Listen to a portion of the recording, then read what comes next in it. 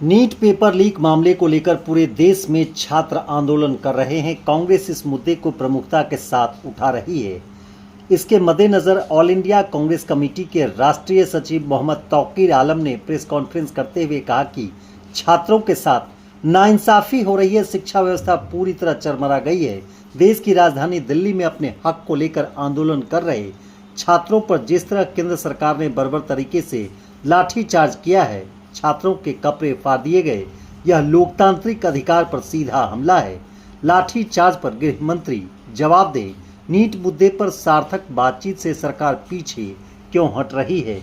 यह भी कहा कि सरकार पूरी तरह फेल्योर है। राष्ट्रीय सचिव ने बताया कि प्रोफेसर और एनटीए की आड़ में शिक्षा मंत्री को बचाया जा रहा है। बड़े पैमाने पर स्कैम हो रहा है, यह उगाही का माध्यम बनता जा रहा है। उन्होंने कहा कि राहुल गांधी और कांग्रेस सांसद छात्रों की मांग को लेकर पीएम से मुलाकात करने के लिए मार्च कर रहे थे, लेकिन उनकी बातों को अनसुना कर विपक्ष के नेता को सरकार ने गिरफ्तार कर लिया। हम इसकी आलोचना करते हैं। उन्होंने कहा कि यह छात्रों की कोई अनुचित मांग नहीं है।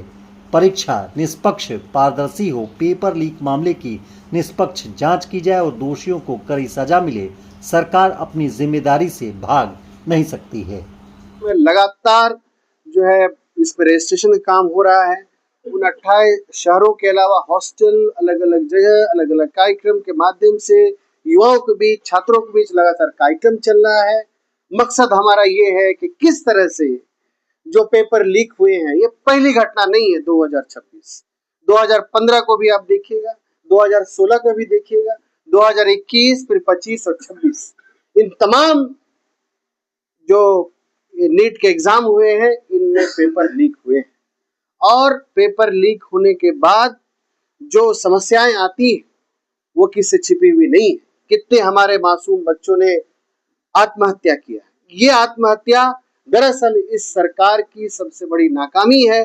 सरकार की षड्यंत्र के तहत एक तरह से हत्या है, क्योंकि बहुत सारे एग्जाम्पल देखने को मिला कि एक एग्जाम देने के बाद जब पेपर लीक होता है, दोबारा जब एग्जाम के लिए तैयारी करने के लिए वो छात्रा तैयारी के लिए सोचती है, तो उसमें वो सोच भी नहीं पाती है। कई बार उसमें जो है उस प्रेशर में, मेंटल प्रेशर में जो है आत्महत्या कर लेती है। हालांकि कोई भी समाज, कोई भी इलाका, ना कोई पार्टी, ना हम किसी भी सूरत में हम लोग, कोई नहीं चाहता है कि ऐसे कोई कदम उठाए, लेकिन ये सरकार का सिस्टम है, सरकार का पूरा फेलियर सिस्टम है। एनटीए जो एग्जाम ले रहा है, जिनकी जिम्मेदारी है, अरे एनटीए के आड़ में कहीं न कहीं सरकार छुपना चाह रही है। ये जो हमारे एचआरडी मिनिस्टर है, जो एनटीए के फेलियर है, जब 3 तारीख को एग्जाम हुआ और 12 तारीख को एग्जाम पेपर लीक का मामला सामने आया, उसके बाद जब पहली बार उसका प्रेस ब्रीफ जारी किया गया, पता चला कि केमिस्ट्री का प्रोफेसर इसमें संलिप्त है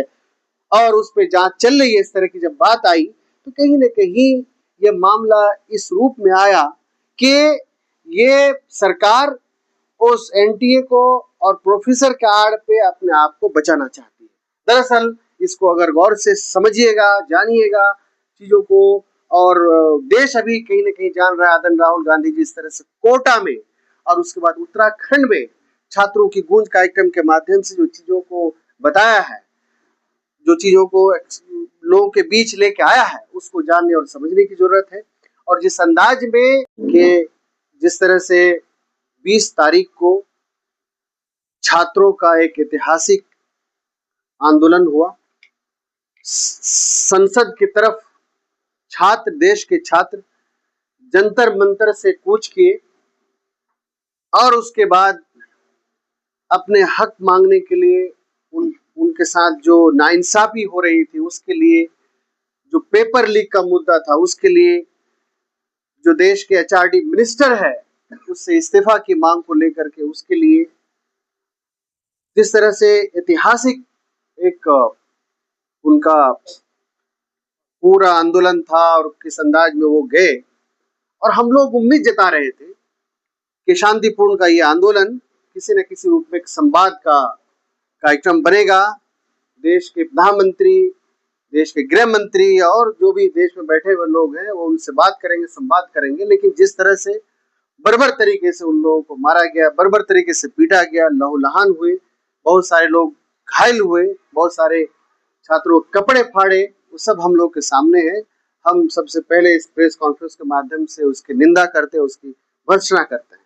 अगले दिन जब देश के हमारे नेता प्रतिपक्ष आदरणीय राहुल गांधी जी, आदरणीय हमारे देश के हमारे कांग्रेस पार्टी के राष्ट्रीय अध्यक्ष मल्लिकार्जुन खड़गे जी, हमारे संगठन के महामंत्री केसी वेणुगोपाल जी, आदरणीय श्रीमती प्रियंका गांधी जी जो हमारे कांग्रेस के महासचिव है, ये सभी लोग मिलके जब छात्रों की जो बर्बर तरीके से जो पीटा गया, उनसे हॉस्पिटल में मिलने के बाद जब उनके जायज मांगों को लेकर के धरना पे बैठे प्रधानमंत्री कार्यालय के समक्ष, उसके बाद किस तरह से, उसके बाद भी हमें उम्मीद थी, देश को उम्मीद थी कि सरकार के लोग संवाद करेंगे, वार्ता करेंगे, कोई जो उनकी जायज मांगे हैं उस पर बात करेंगे, लेकिन उस पर भी नहीं हुआ।